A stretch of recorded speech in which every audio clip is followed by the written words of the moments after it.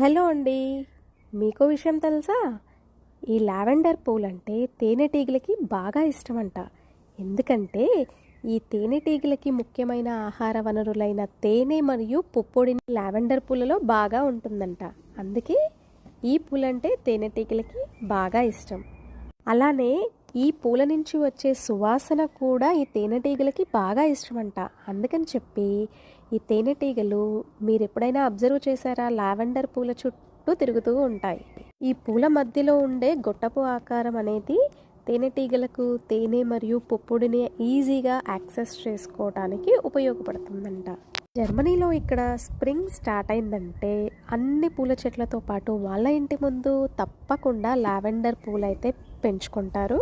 అవి ఇచ్చే సువాసనతో పాటు ఇలా తేనెటీగలు వాటి చుట్టూ తిరుగుతూ ఉంటే బాగుంటుందని చెప్పేసి వాళ్ళు ప్రతి ఇంటి ముందు కూడా మ్యాక్సిమం ఈ లావెండర్ పూలైతే పెంచుకుంటారు. అలానే ఈ పువ్వుల నుండి వచ్చే ఆ స్మెల్ అనేది కూడా చాలా స్ట్రెస్ రిలీఫ్గా ఉంటుందని కూడా ప్రతి ఒక్కరూ వాళ్ళ ఇంటి ముందు ఈ పూల మొక్కలను అయితే నాటేసుకుంటారు. మీలో ఎంతమందికి ఈ పూల గురించి తెలుసు? నాకు కామెంట్ సెక్షన్లో అయితే తప్పకుండా రాయండి. అలాగే మీకు ఏ పూలంటే ఇష్టమో కూడా నాకు కామెంట్ సెక్షన్లో తప్పకుండా రాయండి. ఈ వీడియో మీకు నచ్చింది అనుకుంటున్నాను.